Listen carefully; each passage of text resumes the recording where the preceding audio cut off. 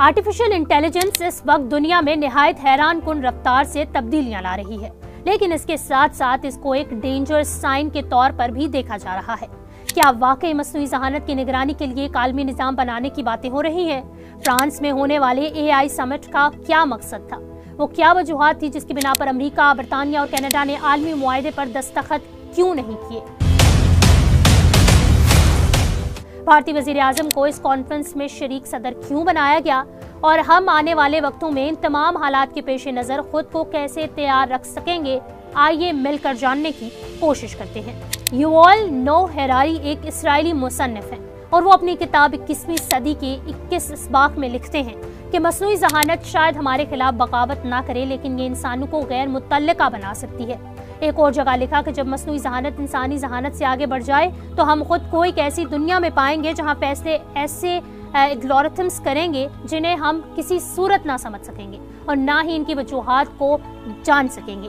अब से कुछ साल पहले तक मसनूई ज़हानत का तस्वुर एक आम ख्याल लगता था, लेकिन जब गुज़श्ता साल ChatGPT की आमद हुई और OpenAI, मेटा और दीगर इदारों ने अपने चैट बोट्स पेश किए तो ये महज एक इस्तिलाह नहीं रही बल्कि हकीकत बन गई। हाल ही में चीन ने DeepSeek और केम के 1.5 लॉन्च करके दुनिया को मजीद हैरान कर दिया।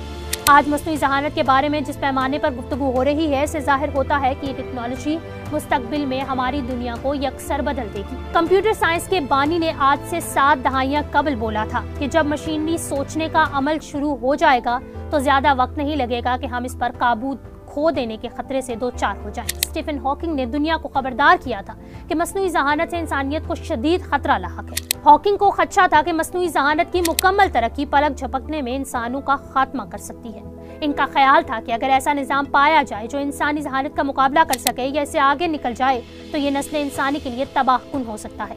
गुज़श्ता साल एलॉन मस्क समेत 1000 से ज़ायद माहिरीन टेक्नोलॉजी ने खत लिखकर दुनिया भर के ममालिक से मुतालबा किया था कि मसनूई ज़हानत पर होने वाली तमाम तहकीक रोक दी जाएगी, क्योंकि इससे इंसानियत को शदीद खतरा लाहक है। एक वाकया जो बार बार दोहराया जाता है वो ये है कि ChatGPT-4 को एक कैप्चा हल करने का काम दिया गया जो आम तौर पर AI के लिए मुश्किल होता है। इस चैलेंज से निपटने के लिए AI ने एक ऑनलाइन प्लेटफॉर्म टास्क रैबिट के जरिए एक इंसान को ये काम करने के लिए हायर किया। जब एक इंसानी कारकुन ने मजाकन पूछा, क्या तुम रोबोट हो, तो AI ने अपने मकसद को हासिल करने के लिए झूठ बोला और जवाब दिया, नहीं, मुझे नजर का मसला है जिसकी वजह से कैप्चा नहीं देख सकता। ये जो अब एक झूठ पर मुबनी था और परेशान कुन बात ये थी कि मसनूई ज़हानत ने किस तरह इन हजारों मुमकिन जवाबात में से एक ऐसा झूठ तख्लीक कर डाला जो अगले बैठे हुए इंसान को 100% मुतमईन कर सके। इस वाक़े ने मसनूई ज़हानत के अखलाकियात के हवाले से तशवीश पैदा की और इसके मुमकिन खतरात पर बहस छेड़ दी। इसके बाद OpenAI ऐसे वाक़यात को रोकने के लिए मज़ीद सख्त गाइडलाइंस मुतारिफ कराई हैं ताकि AI हकीकी दुनिया में धोखाधड़ी से गुरेज सके। पेरिस में होने वाले बैनुल-अक़वामी AI समिट ने मसनूई ज़हानत के मुस्तक़बिल, इसके ज़वाबित और इसकी आलमी असरात पर एक नई बहस छेड़ दी है। इस 2 रोज़ा इजलास में 100 से ज़ायद ममालिक के रहनुमाओं और माहिरीन ने शिरकत की, जिनमें फ्रांसीसी सदर और भारतीय वज़ीर आज़म नरेंद्र मोदी शरीक सदर के तौर पर मौजूद थे, जबकि अमेरिका, चीन, बरतानिया और कनाडा समेत और आलमी ताकतों के नुमाइंदे भी शरीक। इस समिट का बुनियादी मकसद मसनूई ज़हानत के मौक़े और खतरात का जायजा लेना और इसकी निगरानी के लिए एक आलमी निज़ाम की तश्कील पर गौर करना था।